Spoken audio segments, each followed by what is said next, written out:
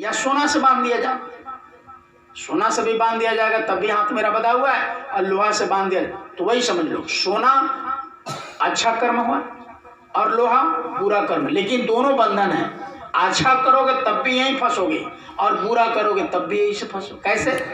अच्छा करेंगे तो स्वर्ग में चले जाएंगे, वैकुंठ में चले जाएंगे, राजा महाराजा बना दिया जाएगा, लेकिन आपको मुक्ति नहीं हो पाएगा। और बुरा करेंगे तो बैल में, कीड़े में, मकोड़े में, मच्छर में, माछी में तो जाना ही जाना है, नरकों में जाना ही जाना है, तो खराब ही है। लेकिन आप अच्छा करोगे तब क्या करना चाहिए? तब कहा कि अच्छा और बुरा दोनों मत करो। क्या करो? डायरेक्ट उस मालिक के, उस प्रभु के, उस परमात्मा का, उस मालिक का, जिनकी आत्मा अंश है, उस मालिक का, अनामी महापुरुष का अंश आत्मा, डायरेक्ट उस पिता से प्रेम करो। तो डायरेक्ट कैसे करोगे? तो जो उनसे प्रेम करता है, उनसे अगर हम प्रेम कर लें तो हमारा उनसे प्रेम हो जाएगा। जैसे कोई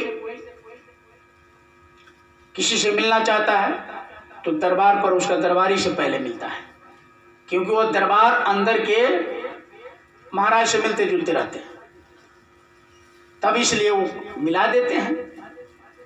उसी तरीके से महात्मा को मालिक ने भेजना शुरू किया, वो महापुरुषों ने कहा कि अब मेरा दूत जाएगा, क्योंकि उनसे मिल करके आएगा तभी तो वो मिला सकता है। तो इसलिए प्रेमियों का किया, वो मालिक ने, अनामी महापुरुष ने कहा कि देखो, अब मैं किसी न किसी काल भगवान को बोला कि मैं अपने जीवों के लिए, मैं अपने, तुमने इतना उसको बांध करके तड़पा रहे हो, लोक में घुमा कर रहे हो, कर्मों का सजा दे रहे हो, मैंने तो ऐसा नहीं कहा था, लेकिन अब तुमने ऐसे कर्म बंधन बना दिए कि वहां से अपनी ताकत से कोई भी जीवात्मा अपने धाम को नहीं आ सकती। मेरे लोक में एक भी जीवात्मा अब नहीं आ सकती। उसको पता ही नहीं है कि कैसे तत्व को, ये 5 तत्वों का जो विषय है ये निकाला जाएगा, कैसे 9 तत्वों के छोड़ा जाएगा, कैसे 17 तत्वों को छोड़ा जाएगा, कैसे ये 5 तत्वों के शरीर से निकला जाएगा, उसको ये विद्या पता ही नहीं है। इसके लिए हमको आना पड़ेगा, दूत को भेजना पड़ेगा। तब काल भगवान ने थर थर थर थर थर थर ऐसे वहीं रुक दिए। कहा कि सरकार, जब आप मृत्युलोक में नीचे जाएंगे तो फिर मेरा ये मृत्युलोक खाली हो जाएगा, और फिर मेरी जीवात्माएं जो जिस पर राज हम कर रहे हैं, सब आपके जीवात्माएं वो आ जाएगी, आप वापिस आ जाएगी, फिर मेरा ये देश सुना पड़ जाएगा। तो इसलिए दया करिए। कहा कि क्या दया कर? आप इतना ही कर दीजिए कि मेरे जो नियम है मेरे देश का, मेरे मृत्युलोक का, बस उसका पालन कर लीजिए। मैं तो आपको रोक सकता नहीं हूं, क्योंकि वो मालिक ने कहा कि तुम चाहे जो भी करो, मैं अपने बच्चे के लिए मैं जाऊंगा और उनको ले आऊंगा। तो कहा कि ठीक है, आपको कोई रोक तो सकता नहीं है, लेकिन थोड़ा सा कृपा यही करिए कि मेरे कुछ नियम सिस्टम जो बनाए हैं उसका पालन आपको भी करना होगा। कहा कि तुम चाहे जितने नियम बनाए हो, मैं तुम्हारा सारे मृत्यु लोक के नियम का, जो तुम्हारा देश का सिस्टम है, मैं सब पालन करूंगा, लेकिन मैं अपने बच्चे के लिए जाऊंगा। जैसे अभी बताया ना, दिल्ली में अगर किसी के बच्चे को पता चल जाए बचपन में भाग गया, और उनको 10 साल 20 साल 25 साल के बाद भी पता चल जाए, तो वो जाकर अपने बच्चे से मिलेगा और अपने बच्चे को ले आएगा। उसी तरीके से वह मालिक ने कहा कि नहीं नहीं, मैं अपने बच्चे के लिए जरूर जाऊंगा। तो नियम क्या बनाया मृत्यु लोक में आने का?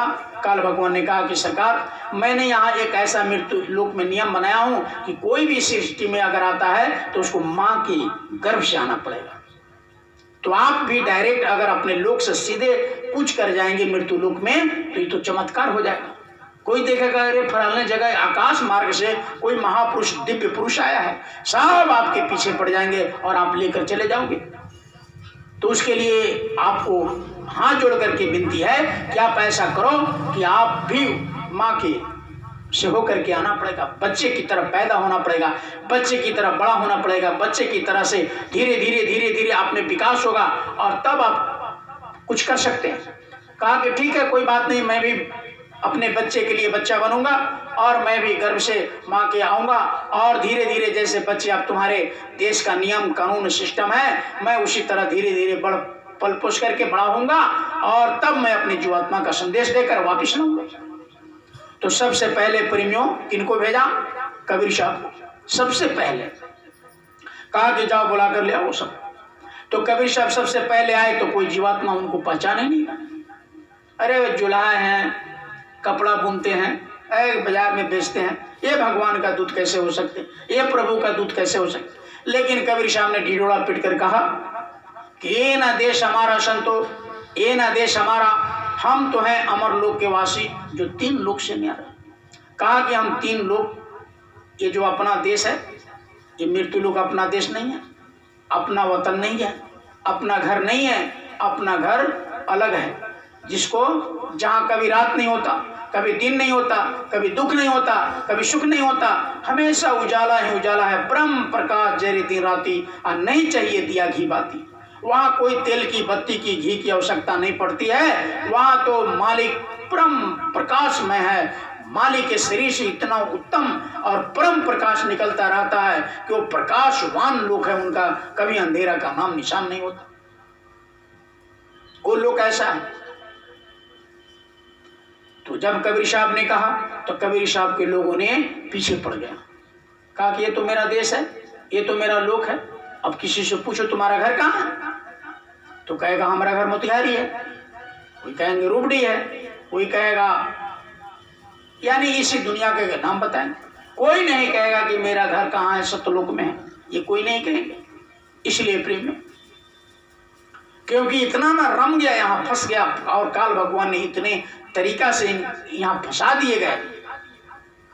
बस अब कोई भी आत्माएं ये नहीं समझती है कि मेरा और पिता है, और मेरा कोई स्थान है, मेरा कोई वतन है, मेरा कोई घर है, मेरा कोई देश है। वो इसी मृत्यु लोक को अपना समझते हैं। और काल भगवान ने भी ऐसा ही नियम सिस्टम बना दिया है कि कोई भी जीवात्मा को जहां पैदा करता है उसको वहीं अच्छा लगता है। अब शुगर को मारने जाओ आप, शुगर भगता है, भगता है शुगर। क्यों भगता है? वो रहना चाहता है इस दुनिया में, इस देश में रहना चाहता है। आप चले जाओ इस मृत्यु लोक में कहीं, एक बुजुर्ग, इतना बुजुर्ग जो एकदम से अब बहुत ज्यादा उम्र हो गया है, लेकिन आप उसके बगल में बैठ करके और कहिए कि माँ, पिताश्री, काकाश्री, दादाश्री, अब तो आपका उम्र बहुत हो गया, अब तो आप वहां जाने के हो गए। तो जब उनकी तबीयत कुछ खराब होती है, क्योंकि कोई ना कोई बहाना तो उस मालिक के घर जाने का होता ही है, इस शरीर को छोड़ने के लिए काल भगवान ने कोई व्यवस्था करते ही हैं।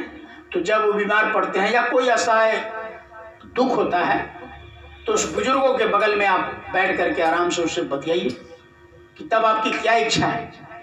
तो यही कहेगा वो कि कोई ऐसा दवा, कोई ऐसा डॉक्टर, कोई ऐसा ले चलते हमको कि 2-4 साल अब हम संसार में और रहते। 2-4 साल रह भी गए, इलाज भी हो गया, अब एकदम बचने वाले नहीं है, अब लास्ट समय है। फिर भी उनसे पूछा जाता कि अब आपकी इच्छा क्या है, तो कोई ऐसा टैबलेट खिला देता कि कुछ और दुनिया देख लेते। कोई जाना नहीं चाहता यहाँ से। क्यों नहीं? क्योंकि मृत्युलोक में ऐसा बना दिया गया ऐसे कि बस यहीं पर अच्छा लगता है। तो जो सृष्टि में जो शरीर दे दिया जाता है वह शरीर प्यारा लगने लग जाता है जी। इसीलिए शुगर को मारने जाओ, फिर शुगर भी वो भागता है कि हमको मत मारो, सबको प्रिय। तो इसलिए कोई नहीं कबीर साहब की बात को सुना, साहब ने माइनस कर दिया उनको। मेरा देश तो यही है, मेरा घर तो यही है, मेरा तो यही सब है। लेकिन कबीर साहब ने कहा कि नहीं, ये ना देश हमारा, संतो ये ना देश हमारा, हम तो हैं अमर लोक के वासी जो 3 लोक से न्यारा। ये जो ब्रह्मांड है ये मृत्यु लोक है, और जो पताल लोक है ये सब तीनों से परे एक सत्य लोक, चौथा लोक है जहाँ के हम लोग वासी हैं। और वहीं से जीवात्माएं यहाँ आई। जब यह समझाया गया तो जो जीव संस्कारी होते हैं, संस्कारी का मतलब क्या होता है, वो मालिक के जीव होते हैं। तो जब आते हैं वहां से कोई दूत, तो वहां से भी कुछ जीवात्मा को लेकर आते हैं, कोई संस्कारी आत्मा को लेकर आते हैं, और उनको क्या करते हैं, कहीं अलग अलग क्षेत्र में जन्म पहले दिलवा देते हैं। तब वो आते हैं, जब अपनी आवाज लगाते हैं प्रेमियों, तो धीरे धीरे धीरे धीरे धीरे इनकी आवाज, क्योंकि संस्कारी जीवात्माएं हैं, वो इनकी आवाज पर आ जाती है। जैसे आपने देखा होगा कोयल कोई अपना घोंसला बनाता है? बड़े बुजुर्ग लोग बैठे हैं आप,